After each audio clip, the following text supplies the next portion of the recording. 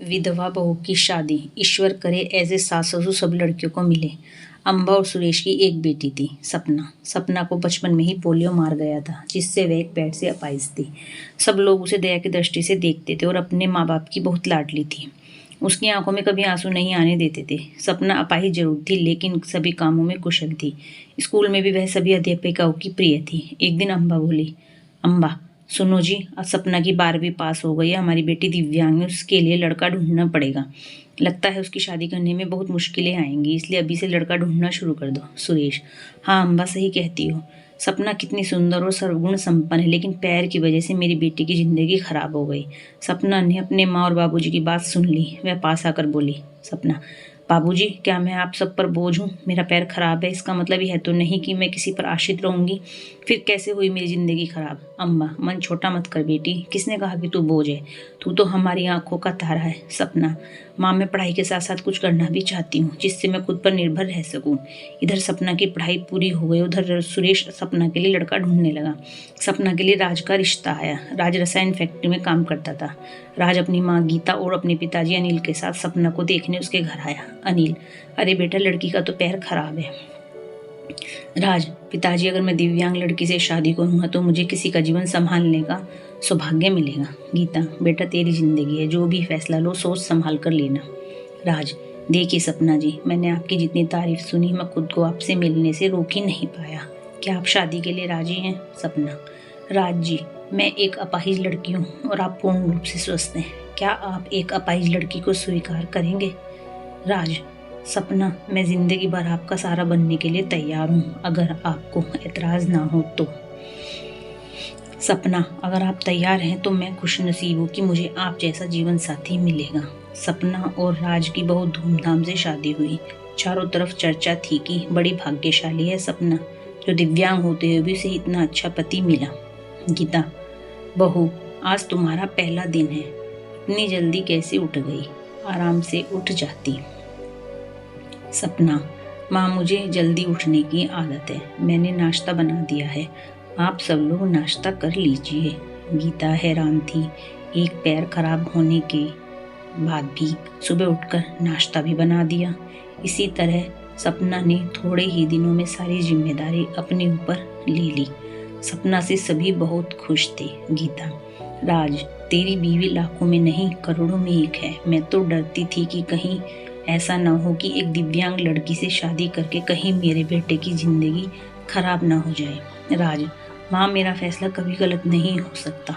आपसे एक बात कह रहा हूँ कि अगर मुझे कुछ हो जाए तो सपना को अपनी बेटी की तरह रखना। गीता, चल पागल, ऐसे नहीं बोलते, वो अभी भी मेरी बेटी ही है। और अगले ही दिन उनकी खुशियों को जैसे किसी की नज़र लग गई। राज की फैक्ट्री में जहरीली गैस लीक हो जाने से कई लोगों की मौत हो गई, जिनमें राज भी शामिल था। जब ये खबर राज के घर पहुंची तब घर में हाहाकार मच गया, लेकिन सपना तो जैसे पत्थर सी हो गई। वह खामोश थी, उसकी आंखों में आंसू नहीं थे। वह राज को यूं ही फटी आंखों से देखती रही। कुछ औरतों ने उसे हिलाते हुए कहा, बहू रो ले, देख राज को, वह मर गया है, अब रोएगी नहीं तो पागल हो जाएगी, तो विधवा हो गई है, विधवा। इस तरह की बातें सोचकर सपना फूट फूट कर रोने लगी। सपना रोते हुए बोली, उठो राज, आंखें खोलो, मैं अकेले किसके सहारे जीऊंगी? अभी तो मैंने तुम्हारे साथ कुछ ही दिन गुजारे थे, फिर मुझे अकेला छोड़कर क्यों चले गए? राज का अंतिम संस्कार हो गया और सपना के अरमानों का भी। गीता, अरे ये क्या बहू, सफ़ेद साड़ी क्यों पहनी तुमने? सपना, माँ सब ने मुझे कहा कि मेरे जीवन के सब रंग राज के साथ ही चले गए, अब मुझे सफ़ेद साड़ी ही पहननी है। गीता, नहीं बेटी, तुम हमारे दुख को और मत बढ़ाओ, आज से तुम कभी भी सफ़ेद कपड़े नहीं पहनोगी। हफ्ते महीने यूं ही शोक में गुजर गए। अम्बा और सुरेश सविता को लेने के लिए आए। अम्बा, मेरी बेटी का जीवन तबाह हो गया, पूरी ज़िंदगी अकेले कैसे काटेगी, इसलिए हम उसे अपने साथ ले जाना चाहते हैं। गीता, देखिए समधन जी, सपना कहीं नहीं जाएगी, आप उसकी शादी करके कर्तव्य मुक्त हो चुके हैं, लेकिन अब हमारे भी कुछ कर्तव्य हैं। हमारी बहू हमारी बेटी बनकर हमारे पास ही रहेगी। ये कहते हुए गीता ने सपना को गले से लगा लिया। अनिल, हाँ समधी जी, गीता सही कह रही है, हम सपना को आगे पढ़ाएंगे और किसी लायक बनाएंगे, आप चिंता मत करना, हम अपनी सपना को पलकों पर बिठाकर रखेंगे।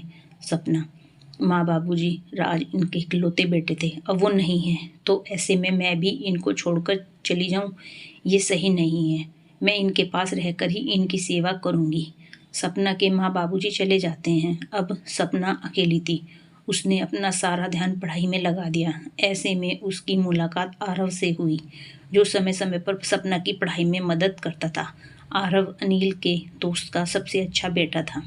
उसका काम के सिलसिले में राज के पिता के पास आना जाना लगा रहता था। आरव इंजीनियर था और बड़ा ही अच्छे स्वभाव का संस्कारी लड़का था। चारों तरफ औरतें बातें बनाने लगी। एक औरत बोली, अरे देखो कैसी विधवा है, ये सफ़ेद साड़ी नहीं पहनती, पति का जरा भी दुख नहीं है। तो दूसरी बोली, बंद संवर कर कॉलेज जाती है, बेचारे गीता और अनिल का तो बुढ़ापा ही खराब है। तीसरी औरत ने कहा, पहले इस लड़के का घर में आना जाना ठीक था, लेकिन अब राज नहीं है तो इसे जवान विधवा बहू के घर नहीं आना चाहिए। लेकिन सपना को किसी की बातों से कोई फर्क नहीं पड़ता था, क्योंकि उसके सास ससुर उसके साथ थे। गीता जब इतनी अच्छी बहू के लिए लोगों के ये ताने सुनती तो वह तड़प उठती थी, रोने लगती थी। सपना ने अपनी मेहनत से बीएड कर ली और विकलांग कोटे में वह एक शिक्षिका के रूप में नियुक्त हो गई। गीता, सुनो, राज के पापा हमारी सपना अब एक टीचर बन गई है। लोग ना जाने उसे कैसे कैसे ताने देते हैं। हमें अब उसकी शादी कर देनी चाहिए। अनिल, सही कह रही हो गीता, विधवा है, अनाथ नहीं जो लोगों की उल्टी सीधी बातें सुनेगी। हम अपनी बहू की शादी धूमधाम से करेंगे। अनिल ने जब अपनी बहू की रिश्ते की बात कुछ लोगों से की, तब लोग कहते, अरे अनिल, तू पागल तो नहीं हो गया, विधवा बहू की शादी करना चाहता है तू? अनिल, हाँ, मैं उसकी शादी करना चाहता हूँ। उसकी ज़िंदगी से विधवा शब्द हमेशा के लिए मिटाना चाहता हूँ। तभी आरव ने आकर कहा, आरव अंकल, अगर आप सपना के काबिल समझे तो मैं आपकी बहू से शादी करने के लिए तैयार हूँ। अनिल, आरव तुम? आरव, हाँ मैं। अनिल, मुझे यकीन ही नहीं हो रहा है कि मेरी बेटी को तुम्हारे जैसा लायक और होनहार बेटा पसंद करेगा। मुझे तुम पर गर्व है। मैं ये शादी करने के लिए तैयार हूँ बेटा। तभी अनिल घर आकर के सपना से कहता है, सपना बेटी, तुम जानती हो मैंने हमेशा तुम्हें अपनी बेटी से बढ़कर माना है। मैं चाहता हूँ कि तुम्हारी ज़िंदगी के अधूरे सपने को पूरा करूँ। मैं तुम्हारी शादी आरव से करना चाहता हूँ। तुम्हें कोई एतराज़ तो नहीं? सपना, पिताजी, राज की जगह शायद ही मैं किसी को दे पाऊँ, लेकिन आपने जो मेरे लिए किया है वो कोई कर नहीं सकता। आपका फैसला मेरे सर आँखों पर, जैसा आप कहें मुझे मंजूर है। और फिर सपना और आरव की धूमधाम से शादी हो गई और सब खुशी खुशी से रहने लगे।